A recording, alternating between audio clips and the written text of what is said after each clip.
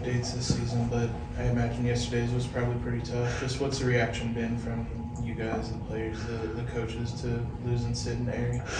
Yeah, I mean, first and foremost, just brokenhearted for them.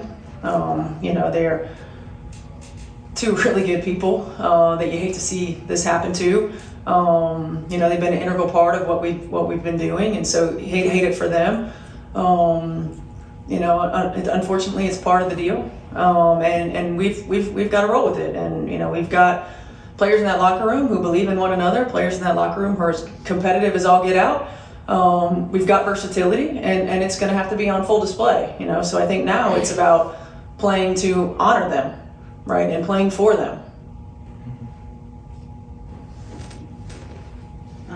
I guess obviously from a depth perspective, this means you don't have any healthy point guards and you're not able to sign anyone for tonight's game. Just for tonight specifically, what is your plan kind of running point?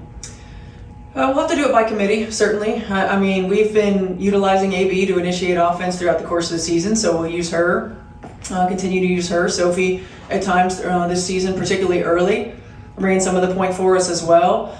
So we'll utilize her, and Kelsey can initiate offense too. So I think the most important thing is that we aren't going to be able to do every play in our arsenal. We'll have to play a big lineup. We'll have to simplify. But we've got players who are capable of getting us into offense, and we'll utilize them in such a way. We've certainly got to anticipate a little bit more pressure. Got to anticipate a little bit more,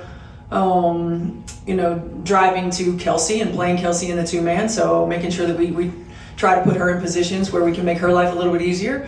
But we'll do what we've been doing throughout the course of the year, and multiple people bringing up the floor and initiate offense.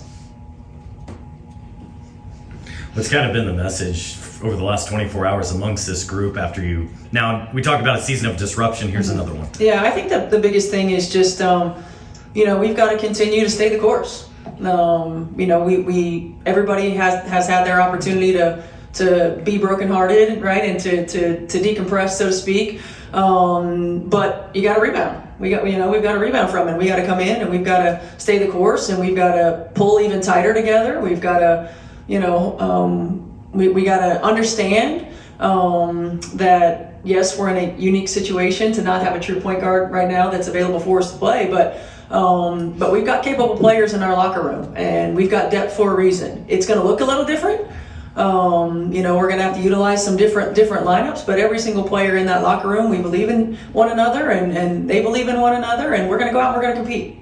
From a defensive perspective, it seems like that was a down point over the last few games. Mm-hmm. What do you need to do to despite the roster limitations, what do you need to do on that front to get back? Yeah, I mean, we'll have to change things up a little bit. We'll have a lot bigger lineup out there at times, so I'm sure we'll utilize some more switching. We're not going to have quite as much depth, so we'll probably bounce back and forth between different types of defenses.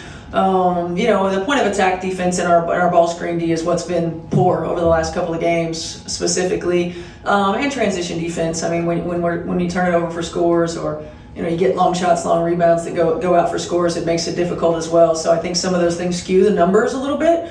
But at the same time, we've got to make sure that we're a little bit more disruptive, that we're forcing teams to shoot the shots we want them to shoot, and then we got to finish plays.